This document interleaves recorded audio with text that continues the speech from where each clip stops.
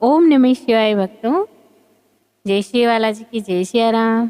आज मैं आप सभी के लिए लेके आई हूँ सोमवार व्रत कथा। सोमवार व्रत कथा महादेव जी की ये कथा है। अगर आपके भी कोई संतान नहीं है तो महादेव जी का यह व्रत करके पूजन करें। इस कथा में आप सुनना कि कैसे निसंतान को भगवान महादेव और माँ पार्वती पुत्र प्राप्त का वर देते हैं और संतान सुख देते हैं। तो क्यों ना आज हम इस कथा का लाभ उठाएं। इस कथा में आपको पूरी जानकारी मिलेगी। तो अगर आप हमारे चैनल पर नए हो तो जल्दी से आप हमारे चैनल को सब्सक्राइब कर लीजिएगा। कथा में एंड तक जरूर बने रहना। कथा पसंद आई तो लाइक करना और शेयर करना। यह है साधारण सोमवार व्रत कथा जो हम नित्य हर डे टू डे जो सोमवार का व्रत करते हैं वह कथा है। सोमवार व्रत कथा सुनने से आपके सारे पाप नष्ट होते हैं और महादेव जी का आशीर्वाद बना रहता है सदैव के लिए।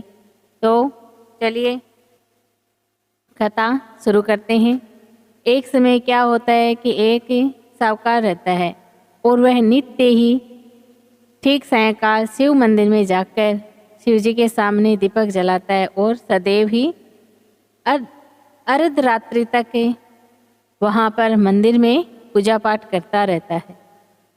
एक बार क्या होता है कि माँ पार्वती कहती है, हे महादेव जी, ये साहूकार नित्य आपकी पूजा करता है और मैं आंधी भी ये है मंदिर में आने से चूकता नहीं है। कितनी भी बारिश हो ये मंदिर में आता है तो आता ही है। इसको किस प्रकार का सुख चाहिए। तब महादेव जी कहते हैं, हे पार्वती, इसके कोई संतान नहीं है, इसीलिए ये रोज दुखी हुआ एक ही मन में कामना रखता है संतान प्राप्ति का। तब माँ पार्वती कहती है, हे महादेव जी, तो इसकी इच्छा आप पूरी कीजिएगा। तब महादेव जी कहते हैं, हे पार्वती, ये संसार तो कर्म क्षेत्र है। जैसे किसान खेत में जैसा बीज बोता है वैसा ही फल काटता है। तो इसने जैसा कर्म किया है वैसा ये फल भोग रहा है। तब माँ पार्वती कहती है, हे महादेव जी, आप तो अंतर्यामी हो, आप तो देवों के देव हो, महादेव हो। तो इस साहूकार के दुख को आपको दूर करना चाहिए, नहीं तो आपकी भक्त पूजा पाठ व्रत क्यों करेंगे भला। तब महादेव जी कहते हैं कि इसके भाग्य में पुत्र है ही नहीं, तो मैं कहाँ से दे दूँ। तब माँ पार्वती बार बार कहती है, हे महादेव जी, इसको पुत्र का वर दीजिए। तब महादेव जी पार्वती जी का कहना मानकर उस साहूकार को पुत्र का वर देते हैं और कहते हैं कि ये केवल 12 वर्ष ही जीवित रहेगा, उसके बाद वह मृत्यु को प्राप्त हो जाएगा। इतना कहकर माँ पार्वती और महादेव जी तो वहाँ से कैलाश पर चले गए। वह साहूकार रोज वैसे ही शिव मंदिर में आता है और भगवान का पूजन भक्ति भाव से करता है। तो उसके घर में 9वें मास में एक सुंदर पुत्र का जन्म हुआ। उस पुत्र की सभी ने खुशियाँ मनाई, लेकिन साहूकार सब जानता था, उसने सब सुन लिया था माँ पार्वती और महादेव जी की बातें। तो न ज़्यादा कुछ प्रसन्नता प्रकट नहीं की और न ही किसी को वह भेद की बात बताई। अब क्या होता है कि वह बालक दिनों दिन बड़ा होने लगा, तो उसको धीरे धीरे चिंता होने लगी साहूकार को कि अब हमारा बालक 3 साल का हो गया, 4 का हो गया, 5 का हो गया, 8 का हो गया, 9 का हो गया, 10 का हो गया। तब 11 का होता है। तब उसकी माता कहती है, बालक की माता, कि अब मैं अपने पुत्र का विवाह करना चाहती हूँ। तब साहूकार कहता है कि अभी मैं अपने पुत्र को काशी जी पढ़ने के लिए भेजूँगा, अभी विवाह नहीं करेंगे। तब वह साले को बुलाकर अर्थात बालक के मामा को बुलाकर बहुत सा धन देकर कहते हैं कि तुम दोनों काशी जी पढ़ने जाओ, जिस स्थान पर भी रुको वहाँ पर यज्ञ करते और ब्राह्मणों को भोजन और दान दक्षिणा देते जाओ। अब क्या होता है कि वह दोनों मामा भांजा वहाँ से घर से रवाना हो गए। और एक के गांव में उनको रुकना पड़ा। रात्रि हो रही थी, उससे पहले उन्होंने सोचा आज यहीं रुक जाते हैं। वहाँ पर क्या होता है देखो, एक बारात लेकर वहाँ पर एक कन्या का विवाह होता है और जो बारात लेकर आते हैं वह दूल्हा एक आंख से काना होता है, यानी उसके एक आंख नहीं होती है, एक आंख का रहता है वह। तो उस बालक के पिता को इस बात की चिंता रहती है कि कहीं लड़के वाले को पता चल गया तो कहीं विवाह में अड़चन पैदा न हो जाए। इसीलिए सेठ साहूकार के बेटे को देखा तो मन में विचार किया कि क्यों ना दरवाजे के सामने इस लड़के से काम चलाया जाए। तो उसने वहाँ पर आकर तुरंत ही उस लड़के से बात की, मामा भांजे से, कि आप हमारा ये काम कर दो छोटा सा, उसके बदले में आपको कुछ धन दे दूंगा। तो वे राजी हो गई और फेरों का और सारा कार्य अच्छे से कर दिया। अब क्या होता है कि वह लड़का जाने लगा तो वह दुल्हन की चुनरी के ऊपर ऐसा लिख दिया कि तेरा विवाह तो मेरे साथ हुआ है, तुझे तो एक काने लड़के के साथ भेजा जाएगा, मैं तो काशी जी पढ़ने जा रहा हूँ। अब ऐसा लिख दिया तो उस लड़के ने ऐसा लिखा हुआ देखा तो उसने माता पिता को सारी बात बता दी, इसके साथ मेरा विवाह नहीं हुआ है, मेरा विवाह हुआ है वो तो काशी जी पढ़ने गया है।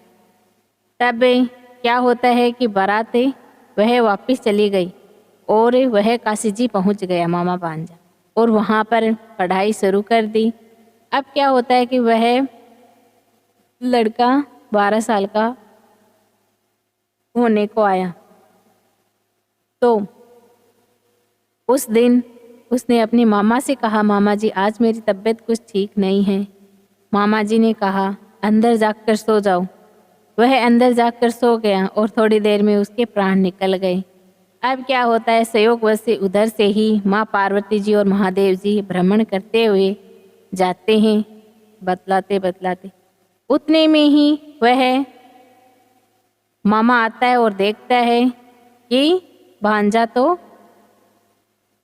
खत्म हो गया, तो वह रोना पीटना आरंभ कर देता है। संयोगवश उधर से माँ पार्वती महादेव जी जाते हैं तो माँ पार्वती जी कहती है, महादेव जी कोई दुखिया रो रहा है, चलिए जाकर देखते हैं। तब महादेव जी कहते हैं कि ये नहीं, ये कर्म क्षेत्र है, ऐसा होता रहता है, हम अपने काम से जा रहे हैं, चलो होने दो, रास्ते में जो भी होता है हमें क्या। तब माँ पार्वती जी कहती है बार बार महादेव जी से और लेके जाती है कुटिया में। वहाँ पर जाकर देखते हैं तो वही सेठ का लड़का निकलता है। माँ पार्वती कहती है, हे महादेव जी वह तो उसी साहूकार का बेटा है जो आपके वरदान से हुआ था। तब महादेव जी कहते हैं, हे पार्वती इस बालक की इतनी आयु थी सो ये भोग चुका है। तब महादेव जी से माँ पार्वती कहती है, हे महादेव जी इसको और आयु दो, नहीं तो इस बालक के माता पिता जीते जी मर जाएंगे तड़प तड़प कर। अब महादेव जी से बार बार आग्रह करने पर महादेव जी कहते हैं, चलो मैं इसको जीवन वरदान देता हूँ। तो वह जीवन वरदान देकर कैलाश पर चले गए और वह बालक जी उठा और वह उसी तरह से यज्ञ करते और ब्राह्मणों को भोजन कराते हुए वहाँ पर काशी जी पूरा पढ़ाई कर लिया और घर के लिए रवाना हुए। तो वहाँ पर ही रुके जहाँ पर उनका विवाह हुआ था, उस साहूकार के लड़के का विवाह हुआ था। तो वहाँ पर रुकते ही उससे के ससुर ने उसे पहचान लिया और घर लेके चला गया। घर लेकर उसकी खूब खातिरदारी की और दान दहेज के साथ अपनी कन्या का उसके साथ विदाई की। अब वह घर के तरफ आने लगा मामा भांजा। तो मामा ने सोचा क्यों ना मैं पहले जाकर घर पर खबर कर आता हूँ ताकि अच्छे से बहू की स्वागत की तैयारी की जाए। तब वह घर जाता है तो क्या देखता है कि बालक के माता पिता घर की छत पर बैठे रहते हैं और यह प्रण कर रखा रहता है कि हमारा पुत्र सकुशल आया तो हम राजी खुशी नीचे आ जाएंगे, नहीं तो छत से गिरकर अपने प्राण दे देंगे। तब मामा आता है और सारी बात बताता है, तो वह जीजा जीजी बात मानते नहीं है साले की। तो वह शपथ पूर्वक कहता है कि आपका पुत्र बहू के साथ आ रहा है, बहुत सा दान दहेज के साथ आ रहा है, उनकी स्वागत की तैयारी की जाए। तब वह बात को शपथ पूर्वक कहा तो उन्होंने माना उस बात को, और देख के वे आए तो उनके अच्छे से स्वागत की तैयारी करके स्वागत किया और बहुत ही खुश हुए। तो महादेव जी ने उनकी सारी इच्छाएं पूर्ण करी। तो महादेव जी के वह रोज बहू बेटे को लेकर रोज नित्य ही मंदिर में जाते और शिव पूजा करते। तो बोलिए महादेव की जय, सपरिवार महादेव जी की जय हो। तो जो भी महादेव जी की पूजा करते हैं, अर्चना करते हैं, उन पर महादेव जी का आशीर्वाद बना रहता है। और अगर आपको ये कथा पसंद आई हो तो लाइक करें, शेयर करें, कमेंट में हर हर महादेव ज़रूर लिखना। फिर मिलते हैं दूसरे वीडियो में, तब तक के लिए राधे कृष्णा।